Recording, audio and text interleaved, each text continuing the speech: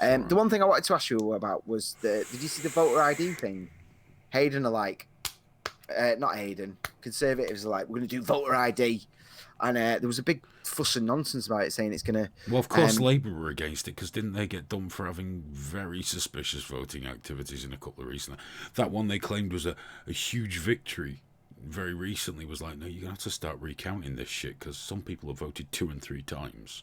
Yeah, yeah, yeah. And there's been one where like the postal votes went up by a few thousand and they won the seat by 300, and everyone's like, wait, what? Like, and then it was found that they were going, and it is a weird one, but like one thing Labour did was hire someone whose only previous conviction was election fraud, was voting fraud. Yes. And that was in the area where 300 seats was the difference. 300 votes was the difference. Imagine that. And it also came out that they were going around knocking on students' doors and getting them to fill it out at the door.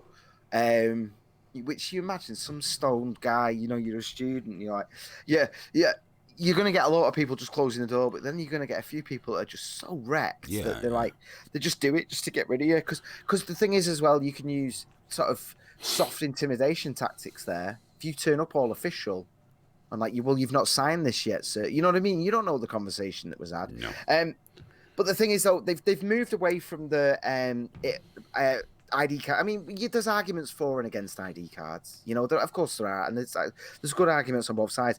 Actually, the way we run our elections, the security of them, we've criticised other countries for having the same level of security. It's weird. Like we point at them, but there's this assumption that we're all decent and we're not going to fake it. We don't know how bad it is, but obviously it doesn't seem that bad. But the argument for a long time was it will affect black people more. But enough people said, why? Are you telling me that a black person is incapable of getting ID? It's kind of a bit creepy. They can't get... What, do black people not buy alcohol then, do they not? Do they never go on holiday? Is there just this thing where it's just like... They're all just there going, what is it, massa? And all that shit. I got a bollocking on Twitter because one guy put, well... I don't drive and I don't have a passport, so I'm being...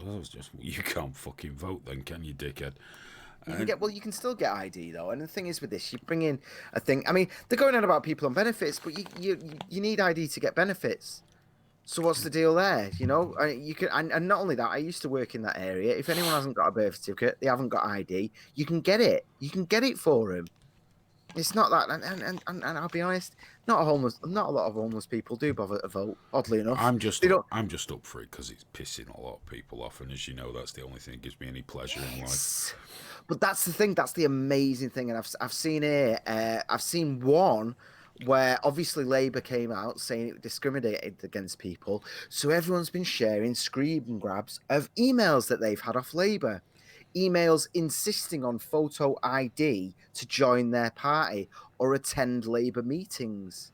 So the exact argument they've been saying about it being discriminating against poorer people and disadvantaged people and all the rest of it all applies to people joining the Labour Party, people engaging with the Labour Party.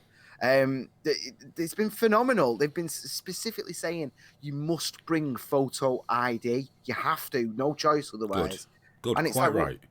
It's just Labour all over at the moment, isn't it? Like, we're all hypocrites, Aidan. We're all human beings, but Labour just personify it in a phenomenal level right now. Absolutely despicable. By the way, fair fucks to Maureen McClure, who we mentioned earlier, who said, okay, I'll tell you what, I think you're a fucking wanker on the Rachel Corrie video.